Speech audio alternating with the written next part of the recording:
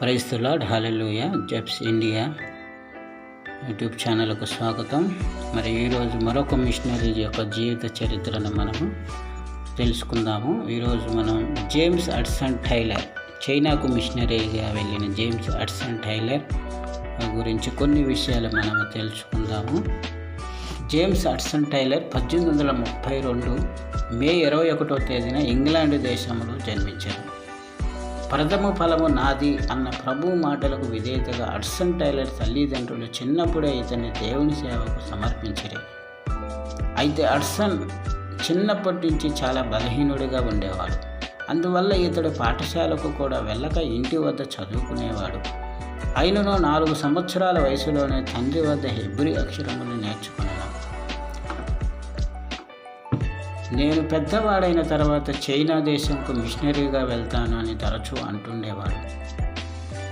China దేశంలో ప్రజలు మూర్ఖపాచారాలతో విసిగిపోయి ఉన్నారు. యేసుక్రీస్తు యొక్క ప్రేమ సువార్త వారికి ఎంతో అవసరము అనే విషయాన్ని విశదీకరించి పీటర్ పారే రాసిన పుస్తకాన్ని హడ్సన్ చదివిన తర్వాత మరింత ఆశతో చైనా దేశానికి వెళ్ళగోరాను. తన 14 సంవత్సరాల వయసులో పాఠశాలకు వెళ్ళుట ప్రారంభించాను. పాఠశాల వాతావరణం అతని భక్తి జీవితాన్ని దిగజార్చను. చిన్నప్పుడే దేవునికి సమర్పించబడిన ఈ కుమారుడు బాల్యములోనే రక్షించబడాలనే భారముతో ఈయన తల్లి చెల్లి ప్రార్థించేవారు. దేవుని ఆత్మ ఆయనను ఆవరించగా తన పాపాల కొరకు పశ్చాత్తాపడి మారు మనసు పొందాను. ఆ తర్వాత తన 17వ సంవత్సరములో ప్రభువా, నా జీవిత విషయమై నీ చిత్తం ఏమని ప్రార్థించుండగా నా కొరకు చైనా దేశం వెళ్ళము అనే స్వరాన్ని వినెను. అప్పటి నుండి మిషనరీ సేవకు తాను సిద్ధపరచుకున్నాను. చైనా భాష నేర్చుకునుచు చైనా భాషలో ఉన్న లూకా సువార్తను గంటల తరబడి చదువుతూ ఉండేవాడు. చివరకు దేవుని పిలుపు లోబడి తన 22వ ఏట అనగా 1853లో ఒక ఓడలో బయలుదేరి 5 నెలల పైనే సముద్రములో ప్రయాణించి షాంఘై పట్టణము చేరాను. అయితే చైనాలో అవి యుద్ధ సమయం అయినందున సువార్తను ప్రకటించుటకు అవకాశం లేకపోయాను. అయినను నిరుత్సాహపడక దినమునకు 5 గంటలు చైనా భాషను నేర్చుకుంటూ అందరికీ అన్ని విధముల వాడనే ఉంటిని అన్న పౌలు మాటలను జ్ఞాపకం చేసుకొని హడ్సన్ చైనా జాతీయ వేష భాషను అనుసరించాను. వైద్యం చేయుట ద్వారా కొందరికి సువార్తను ప్రకటించాను. ఒక దినము చైనాలో ఉన్న మేరీ డైర్ అనే ఒక క్రైస్తవ ఉపాధ్యాయులను కలుసుకున్నాను. ఆమె కూడా చైనాలో క్రీస్తు కొరకు నిలబడాను.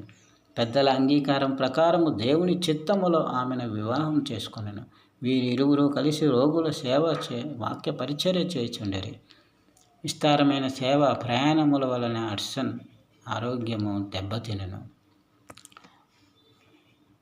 7 సంవత్సరాల సేవ తర్వాత అనారోగ్యుడైన హడ్సన్ విశ్రాంతి కొరకు చికిత్స కొరకు ఇంగ్లాండ్కు చేరాను. లండన్లో ఉండగా తాను సమయమును వృధా చేయక చైనా దేశపు పటమును తన గదిలో గోడకు తగిలించుకొని అప్పటి ఆ దేశంలో 11 రాష్ట్రముల కొరకు 38 కోట్ల చైనా జనాభా కొరకు నిరంతరం ప్రార్థించుండేవాడు. ఆ సమయమున 24 మంది మిషనరీలని చైనా దేశమునకు కావాలని భారముతో ప్రార్థించేవాడు.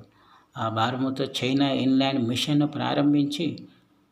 ప్రారంభించాను. ప్రార్థన ఫలితముగా 11 నెలల తర్వాత 16 మంది మిషనరీలతో మరలా చైనాకు బయలుదేరాను. దేవుడు వారి సేవను అభివృద్ధి పరిచాను. చైనా ఇన్లాండ్ మిషన్ స్థాపించిన 20 సంవత్సరములకు దాదాపు 225 మంది మిషనరీలు పనిచేయుచూ ఉండిరి. సేవలో అభివృద్ధి సాధించిన హడ్సన్ వ్యక్తిగతంగా ఎన్నో నష్టాలను భరించెను. 12 సంవత్సరములు ఆయన సేవలో ఆయనకు తోడుగా ఉన్న ఆయన భార్య మేరీ డైర్, వారి 3 కుమార్తెల దేశంలోనే అనారోగ్య పరిస్థితులను బట్టి మరణించారు. తన వెన్నెముక గాయమై కొన్ని నెలలు పడగలో ఉండవలసి వచ్చాను. ఒకసారి హడ్సన్ టైలర్ను ఒకరు, నీలాంటి వాడు ఇంతటి గొప్ప కార్యాలను సాధించడానికి ఎలా సాధ్యమైంది అని ప్రశ్నించారట.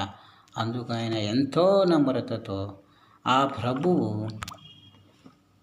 ఎంత శక్తిమంతుడో, నేనెంత బలహీనుడనో నిరూపించేందుకు ఆయనే తన కృప ద్వారా బలహీనుడైన నా వలన ఆయన బలమైన కార్యములను జరిగించను అని జవాబు ఇచ్చాను.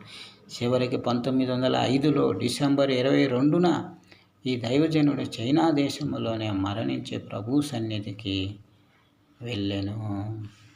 Praise the lord.